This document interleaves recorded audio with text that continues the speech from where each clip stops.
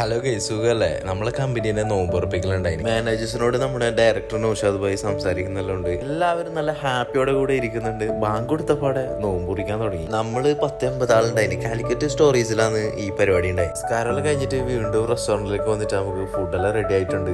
ഓരോ ഐറ്റവും നല്ല ഗംഭീരായിട്ട് സെറ്റാക്കി വെച്ചിട്ടുണ്ട്. എനിക്കാണെങ്കിൽ നല്ല പനിയും. കാണുമ്പോൾ നല്ലോണം കഴിക്കണം എന്നുള്ള ആഗ്രഹമുണ്ട്. പക്ഷെ എന്നെ കൊണ്ട് പറ്റുമെന്ന് തോന്നുന്നില്ല. ഫഹദ ഇരുന്നിട്ട് നല്ല തട്ടല് തട്ടുന്നുണ്ട്. ആ പ്ലേറ്റ് നിറച്ചുകൊണ്ട് യോന്റെ ബയറിനെയും കാട്ടിയുണ്ടെന്ന് തോന്നുന്നു. 2-3 ദിവസത്തെ ഫുഡെല്ലാം അടിച്ചു കയറ്റേണ്ട പുറപ്പാടില്ലാന്ന് ഷെഫീഖ്. ആ മസാലയോട് കൂടിയിട്ടുള്ള ചോറും കുറച്ച് ടിക്കി എടുത്തിട്ട് തിന്നുമ്പോണ്ടല്ല എന്ത് ടേസ്റ്റ് എന്നറിയോ. ഇവിടുത്തെ ഫുഡെല്ലാം സൂപ്പർ ആയിരുന്നു വെച്ചാൽ ഡബിൾ സൂപ്പർ ആയിരുന്നു. ഫുഡെല്ലാം നല്ല രീതിയിൽ ആസ്വദിച്ച് കഴിക്കുന്നുണ്ട് ഓരോരാളും. റിൻസലിനെ വീഡിയോയിൽ ഉൾപ്പെടുത്തണമെന്ന് പ്രത്യേകം പറഞ്ഞുകൊണ്ട് ഓനെ കൊടുത്ത് അങ്ങനെ എല്ലാവരും നല്ല രീതിയിൽ ഫുഡ് അടിക്കുന്നുണ്ട്. ഓരോരോ ഐറ്റവും അതിലേറെ ഗംഭീരമായിട്ട് എല്ലാവരും ആസ്വദിച്ച് കഴിക്കുന്നുണ്ട്. ഓരോരാളെ കാണുമ്പോൾ കപ്പത്തണ്ട് പോലെ ഉണ്ടാവും, പക്ഷെ അവരെല്ലാം നല്ല രീതിയിൽ ഫുഡ് അടിക്കുന്ന ആളുണ്ടാവും. ഈ തടിയന്മാർ മാത്രമല്ല ഫുഡ് അടിക്കല്. ചെറിയ എരിവോട് കൂടിയിട്ടുള്ള ആ ചൂട് സൂപ്പ് കുടിക്കുമ്പോണ്ടല്ലോ ഏത് മജ. മട്ടൻ ബിരിയാണിയും ചിക്കൻ കറിയും മീൻ കറിയും ഒന്നും പറയണ്ട, എല്ലാ ഐറ്റവും ഉണ്ടായിനി. എല്ലാവരും നല്ല രീതിയിൽ ആസ്വദിച്ച് കഴിക്കുന്നുണ്ട്. കബീർ കാക്കൊന്നും എന്നെ 3-4 ദിവസത്തേക്ക് ഫുഡ് വേണ്ട നോക്കുമ്പോൾ പപ്പനെ വീണ്ടും എടുത്തിട്ട് വരുന്നു. ഇതെല്ലാം എവിടെ പോകുന്നത് ഒരു പിടുത്തമില്ല. ഇവരെല്ലാം വാടകക്കാരൻ വയറ് വാങ്ങിട്ട് വന്നിരുന്ന ഒരു ഡൗട്ട് ഉണ്ട്. വീണ്ടും വീണ്ടും കഴിച്ചോണ്ടുണ്ട്. അല്ല എവിടെയാന്ന് പോകുന്നത് ഒരു പിടുത്തമില്ല. ക്ഷീണിതനായിട്ട് ഇരിക്കുന്നുണ്ട് റിൻസല്. എണീക്കാൻ കഴിയുന്നില്ല. എന്താക്കല്? ഇതൊന്നും അറബികളല്ലാട്ടാ, പച്ചയായ മലയാളി. പരിപാടിയെല്ലാം കഴിഞ്ഞിട്ട് നമ്മൾ മടങ്ങി. അപ്പൊ ഓക്കെ,